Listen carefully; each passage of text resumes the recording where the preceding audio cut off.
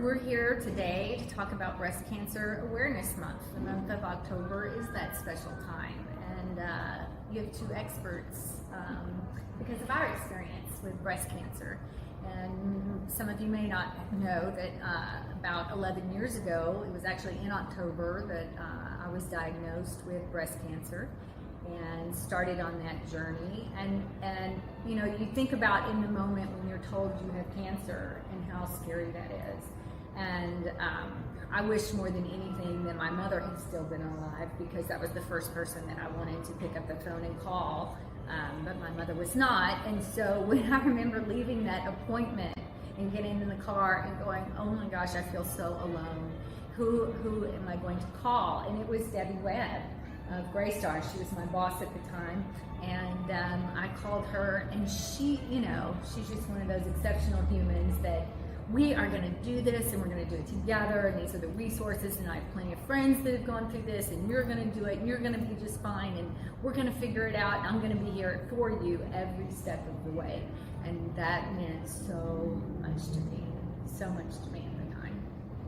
Fast forward 10 years, and coincidentally, when I got the same news, I had a little bit different experience, because sitting at the doctor's office when they told me, and there was someone there who was a friend of a friend who knew me, and she knew what was going on it was a radiology office, and she came out and sat with me for a minute because she knew I was there by myself. It was during COVID. I was by myself, and she sat down, and I said, for some reason I'm not afraid. And she looked at me like I was crazy, like she was more afraid than I was. But it was your experience and you sharing with me so much about your experience, that same thing. Coincidentally, I left there and went out to the car, and first phone call I made was my boss. Like you said, only my boss was you, and exactly the same. You said, we have all the information. Information is knowledge. And so, as much as I was dreading what was going to happen, that I knew how hard it would be, I from the very, very beginning, I knew you had done it. So I knew that I was in good hands. And same thing, just like you say, how you said, I'll be with you, I'll do this with you. And I had a friend who had been through it as well, that he had been through it with his wife, his mom, and one of his sisters. And all those people are fine today. And so immediately I just thought about the people who have done this and the people who are okay. And so that definitely helps. And when you helped me with my kids, that's the next thing after you think about yourself. How is this going to affect me? And then you think about, how do I tell my family? Because you'd almost rather just take care of it with nobody knowing, and there's no way you could do that. Right, especially if you don't have any hair. That's hard to explain. You can't hide that. Your family. And I had my kids were much smaller at the time. And oh Lord, I did not know the first thing about how to talk to your kids about having cancer, and we were on their way to eat dinner, and it was like eating inside of me. I had to get it out, and my husband was driving, and I just turned around in the car and I said, oh yeah, by the way, I have cancer, and I'm gonna lose my hair, but it's all gonna be okay, and they have really good drugs right now that are gonna help get me mommy well. And my kids were just looking at me like, oh my mother's lost her mind. And so shortly thereafter, my husband got really resourceful and found through our pediatrician and through the people at BRCA, that is a resource center in Austin that you also leaned into, I believe. They had a group called Wonders and Worries that I'm still super involved and passionate about, because what Wonders and Worries does is they give free support to the children and family, really, but ultimately the kids whose parent is going through a serious illness. And it could be cancer, it could be MS, it could be Lou Gehrig's disease. There's all kinds of things that would be considered a serious illness. And it doesn't have to be a terminal illness, obviously, but any parent going through a serious illness, they provide free resources for the whole family to help navigate that journey, because it can be pretty scary, especially through the eyes of children. And so Sometimes the Gray Star world will see me send out an email or ask for support for volunteers, right, volunteers for the organization, but it's because they truly have made impactful changes for our fellow team members. So we've referred, quite a few people who have gone through cancer and had little kids, or gone through some other serious illness and had, children, from little kids to teenagers, and you just need help having those conversations and giving them resources to make it not so scary for them. Because again, children look at this, a parent with a serious illness, through a very different lens. And while I was able to just focus on me and doing the necessary steps to get rid of the cancer, Wonders and Worries gave us a support system to help my children thrive through that journey and what that looked like. And I think it's been so great that we've been able to refer other Gray Star team members to that organization. And again, it's totally free and it costs nothing. And they have offices in Houston, San Antonio, and Dallas, and especially at their home base of Austin. So that's been a wonderful. That was one of the very first, very practical pieces of information you gave me was, there I was in my car, and you said, don't go home and just tell everybody. And you said, because when it happened to me, I just kind of went home and threw up on everybody, and don't do that. And I thought, how can I not tell them? Because you want to call people, you want to tell them what's going on. And you said, don't do that. Just for now, keep it to yourself. Wait till you get to the next appointment. Wait until you have a plan. And then when you can share with your children, you're not just sharing the disease and that you have this open-ended, everything's going to be okay. You'll have practical information to tell them. You'll be able to tell them how it's going to be treated, how long it's going to take. That time when I didn't tell anyone and kept it to myself, I think it actually benefited me as much as I thought it would be difficult. I think it helped because it also helped me just get used to the idea of what was going to happen and how just let me process it. Yeah. And then truly, by the time I had a plan with the doctor, it was easier to give them information because, like you said, I wasn't just giving them this open-ended, and that they would have questions, and the worst thing they could do is go to the internet and just start Googling cancer. Right. That it gave me time to process it, and also just gave them useful information. And so, yeah, your kids.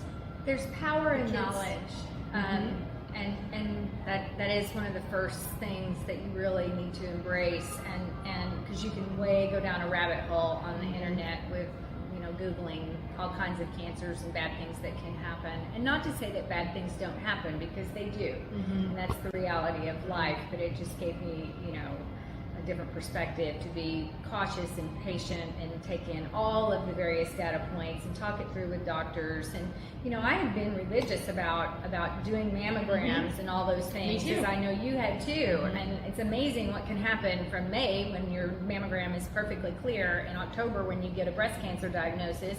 And mine was stage 3, like really quick. And so that happened fast. And so if I have words of wisdom, and you know me, I've been preaching that ever since, is do your physical exams and monthly checkups, and get a mammogram once you're past a certain age, and do all those things so you can catch things early. That's really the name of the game, and then you have a lot better chance of sailing through it and getting through to the other side. And we've been really fortunate and blessed in that regard.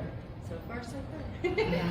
And I think I've certainly learned that breast cancer survivors in particular, just because that's my experience, but I think cancer survivors just stick together and they help each other out. People came out of the woodwork as soon as I started sharing my diagnosis. People that I knew from across the country, sent a message and said, everything's going to be okay. Just take care of yourself, take the time, do what you need to do, and we're all here for you if you need help. And so many different people, from people at the property level to other offices across the country, that said, if you need me, if you need anything, if you just need to talk to somebody in the middle of the night, reach out, call somebody, just call. And everybody was so very, I say has been, because it's still a little recent for me. Everybody has just been so very helpful, and I'm so glad you shared your experience at the time, because if I hadn't known about your experience, and I've learned that's something I guess that's come with maturity for me. I used to keep things very closed off and private,